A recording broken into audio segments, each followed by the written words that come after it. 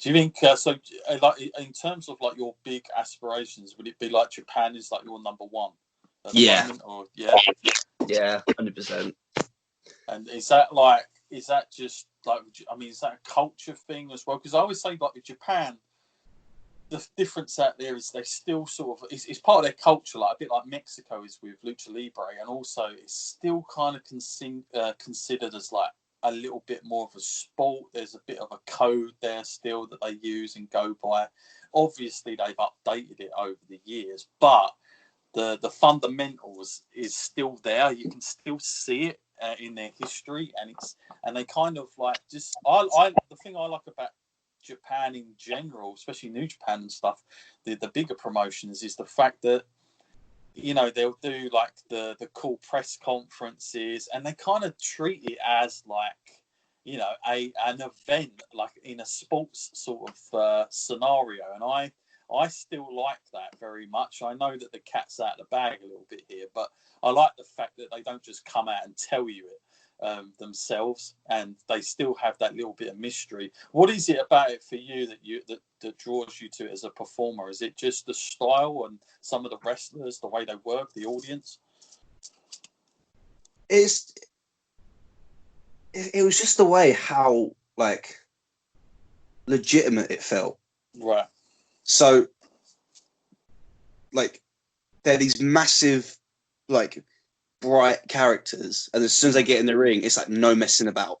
Yeah, it's like straight in, we're gonna kill each other, and then have this great match, because every match they have is just like the best. yeah Like I don't know, for me, I don't like it when wrestling is treated like a muckabout, because like I'll have, like, we'll do like the funny matches, but I just don't. It's just not my kind of thing. Like loads of comedy. It's like we're beating each other up, and if the crowd are just laughing at us, then what's the point in doing it? Yeah. Have you ever come into the sort of situation where like a promoter or booker or whatever's like told you to, like, the match you're gonna do is frankly what you've just described there, and have you had to sort of fight against it a bit and sort of explain why, or have you just ended up going along with it and sort of maybe next time thinking twice about going there, such and such? But how's that been for you? Because obviously, if you've got that sort of belief, is that difficult sometimes when you come into that scenario of somebody that does love all the comedy stuff? No, like I'll do it. Like it like when it comes to it, it is fun. But when I watch back, it's like I probably won't watch it just because it's like I don't like that kind of thing. Yeah. But when I'm doing it, it is quite fun. It's like for me, it's like wrestling is like we're going in to have a fight, and I don't want the crowd laughing at me for doing this, because it was when I done the Schadenfreude show in Manchester like a few months ago. We basically had a balloon in a four-way, and the balloon wasn't allowed to touch the floor. Right. And so we're just like going back and forth, trying to kick this balloon up. And like I was watching it back. I'm like, what are we doing? Like, that realization. Yeah, because we was playing, and I was playing like a normal four-way. I forgot that there was a balloon involved, and later, and then when I'm trying to plan everything, they're like, "Oh yeah, the balloon. Oh, this balloon! Don't want it." Sure. It's like I'm trying to do a satellite Rana, and I've got to think about a balloon. Yeah, that's pretty crazy. Did you? I know you said you didn't watch WWE. Did you see any part of WrestleMania from this year at all? I watched the second day just because every group chat I was in, there was FaceTiming, and it was like watching it all together. So I was like, I might as well watch the second, because the first day I was just watching the last Wrestle Kingdom. Okay. I was like, I'm going to watch Wrestle Kingdom. That's better. Now they're watching like this. Undertaker and AJ. I'm just sitting here watching Okada and Ibushi guy. I'm like, yeah, worlds apart there. Did you because I'm fascinated, like, after hearing such stuff, like what does somebody of your size like think about the Firefly Funhouse match, or whether you call it a match? I don't really know, but and then also I don't know if you like. Obviously, you must have heard about the Boneyard thing because everyone was going crazy about it after the first night.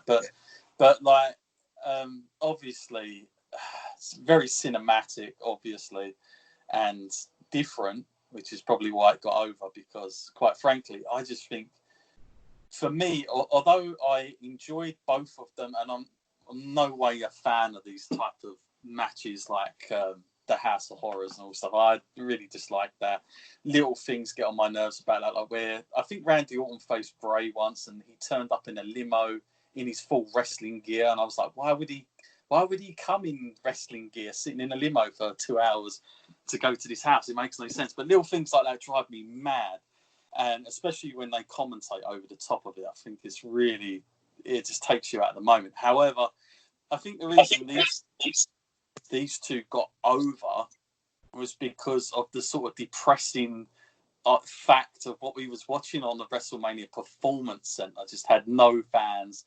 It felt so cold to me, most of it, all the way through. And I'm not dishing any of the workers because they put the work in. The wrestlers did their part, but I just think like it sorely missed having a reaction to things. Some of those matches were not designed to go out there in front of nobody, and I think the reason those two matches got over particularly is just because it was a welcome break to seeing that, and so I don't know if that had gone on like in any other time in WWE, whether people would have come out of it thinking that was, as amazing as it's come off. But we'll see how that comes down the road. But what did you make of like the Firefly Funhouse match, for instance? I felt like it was good what they done. Like it wasn't like it was enjoyable to watch, but like people were saying, "Oh, that's wrestling now." Like that's what wrestling's going to be. Like, you're never going to do that in front of a crowd. Like that's like if wrestling gets to the point where we're doing that, it's like, yeah, no thanks. No thanks, because I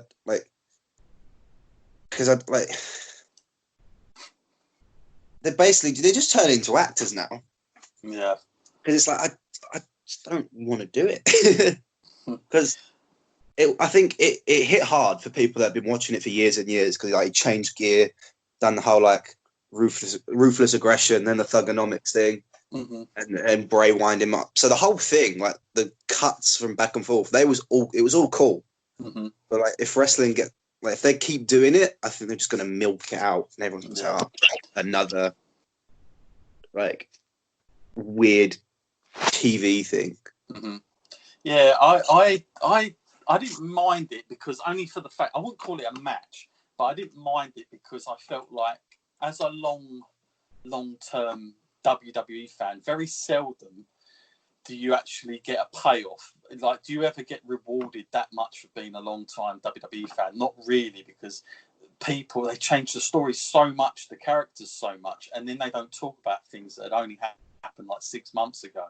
And most of the time, there's no reward to anything. But at least in this Bray Wyatt-John Cena feud, since 6 years ago, in their last match, it sort of brought it full circle. And there were bits in it, there were nostalgia moments. But unlike you, I don't think you can bring this out like every month, every week. I think this has to be a complete one-off now and then.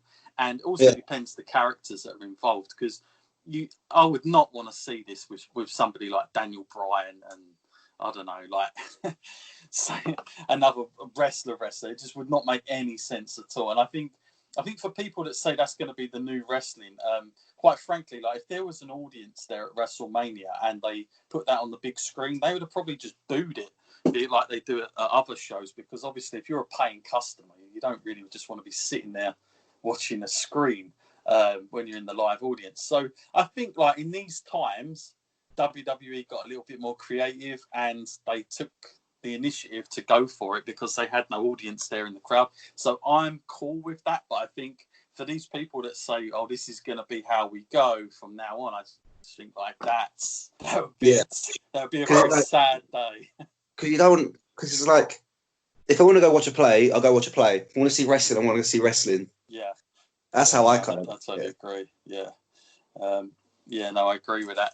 Now you mentioned Will Ospreay and obviously that impact that he had on you. Is that a dream there to get like a big match with him at some point in your career and like do full circle thing there? Like, especially imagine if you was able to do it in Japan. Is that like a big kind of pipe dream there, or do you not think about things like that too much?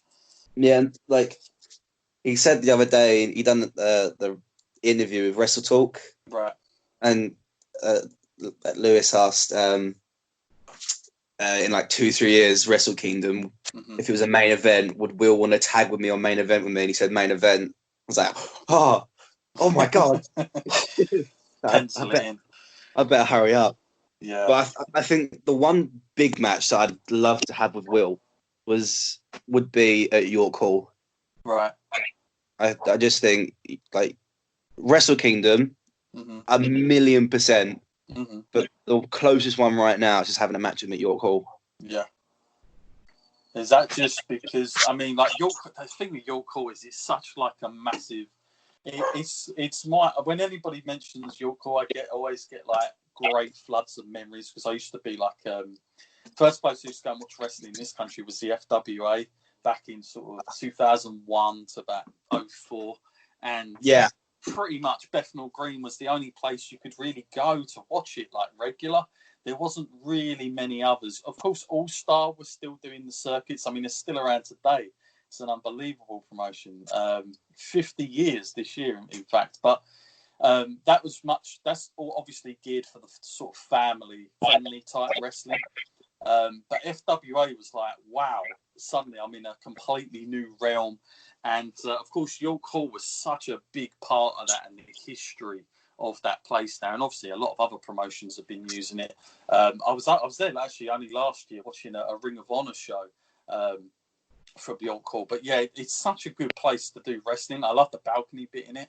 Such a good place to go and watch professional wrestling. I think it's got to be one of the most sacred places for me, York Hall. I love that place. And obviously, what's like still blows my mind is the fact that there's still so many guys from the sort of FWA days that are still performing today, i.e. Jody Fleisch and Johnny Storm. Yeah, it's just unbelievable, and they don't look like they've lost a beat either.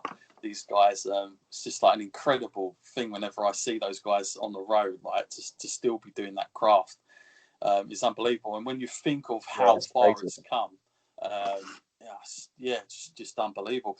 Who've like obviously we spoke about some of your influences. Who have been some of your good mentors going into the business? Like if sort of being able to take it to the one side and sort of say to you, try this, don't do that. Have you had many people like that? Because I think it's one of the hard things. I think as a wrestler, because certainly from my point of view, when I'm backstage sometimes and somebody goes up to somebody for a bit of advice, I think a lot of guys tend not to want to tell the other person too much of the truth, and they want to gear them up. Obviously, they don't want to knock their confidence. But have you been able to find like those people now around you where if you need something said truthfully honest, you go to that person?